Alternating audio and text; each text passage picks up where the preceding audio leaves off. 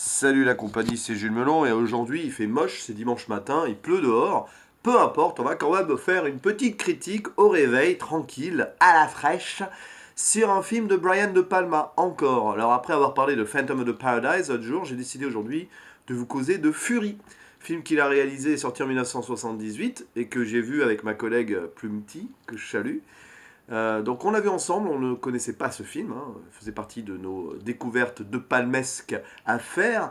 Et d'ailleurs, tous les deux sommes finalement assez déçus de ce film.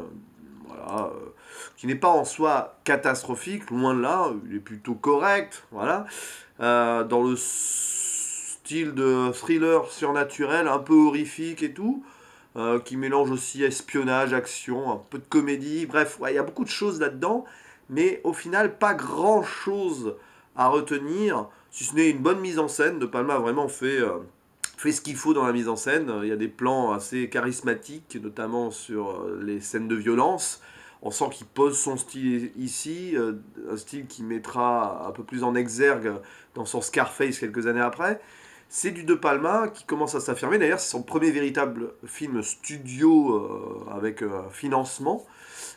Mais voilà, bon, le scénario aussi. Le problème de ce film, je pense, c'est De Palma n'a peut-être pas tout méprisé. Je pense pas il a rien méprisé du tout, mais il n'a pas tout maîtrisé dans ce film puisque le scénario vient d'un roman adapté et en fait, il a pas lu le roman, il s'est juste contenté de prendre le scénario comme ça, les clés en main, et peut-être qu'en fait, c'est pour ça que ça part un peu dans tous les sens.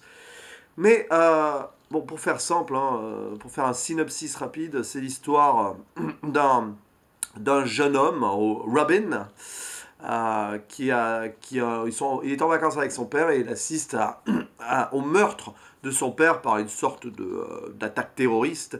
Et à partir de là, le fils est détruit, etc. Sauf qu'en fait, le père n'est pas mort, on l'apprend très vite, et on apprend en fait que c'était une machination pour faire kidnapper donc Robin, le fils, parce que Robin avait des pouvoirs psychiques, télékinésiques assez intéressants, une perception extrasensorielle qui lui permet de faire bouger les choses à distance, de contrôler avec son cerveau pas mal de trucs.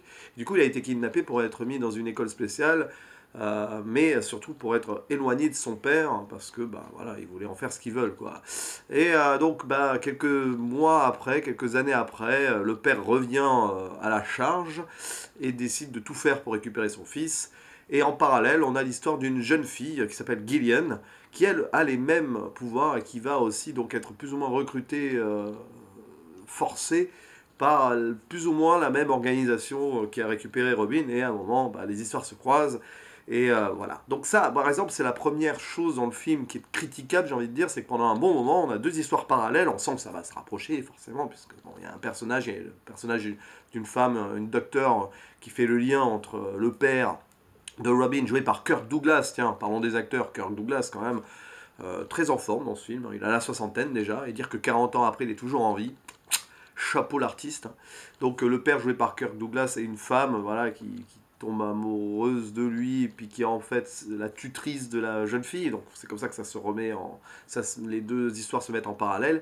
Mais c'est voilà, la première critique qu'on peut faire de ce film, c'est que ça met du temps à se mettre à se rejoindre et c'est pas qu'on s'y perd, mais ça traîne et voilà.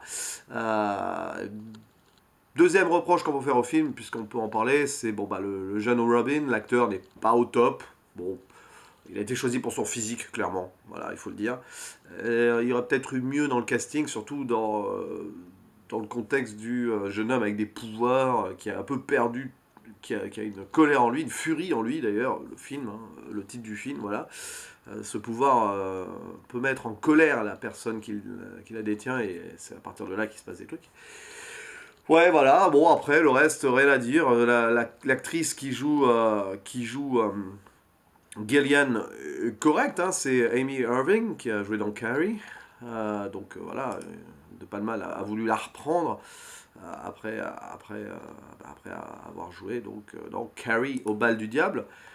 Vous savez ce qu'elle jouait là-dedans? Bah, elle jouait en fait, je crois que c'est la meilleure amie de Carrie dans le film. Voilà, bref, peu importe. Et ouais, alors les acteurs, bon, ça va, ça passe, mais Kirk Douglas vole la vedette. Heureusement qu'il est là aussi, j'ai envie de dire. Et puis bah, l'histoire, bah, ça part dans tous les sens. Alors, le problème, c'est que il n'y a pas vraiment de résolution dans ce film. Je vais pas spoiler, mais voilà. Bah, on a du mal à s'attacher au personnage. C'est un peu compliqué et confus, c'est touffu. Et il ne reste que l'esthétique, certaines scènes vraiment bonnes et voilà, une mise en scène intéressante de De Palma. Il ne reste que ça de ce film, au final. L'histoire, elle passe totalement au second plan.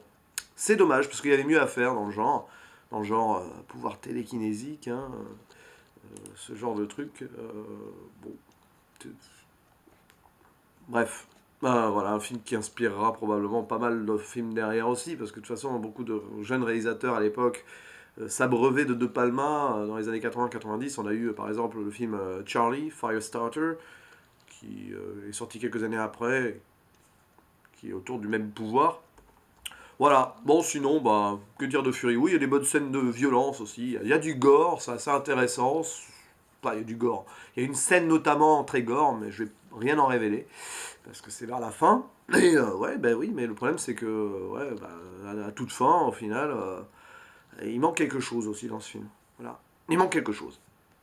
Mais je pense que c'est parce que voilà, le scénario a été un petit peu sous-exploité de Palma. Je pense que c'est pas forcément intéressé ultimement à l'histoire. Il a voulu mettre en scène son film à sa sauce, et puis bah, l'histoire lui-même, je pense qu'il l'a fait passer au second plan. Tout simplement, il l'a fait passer au second plan. Euh, bon.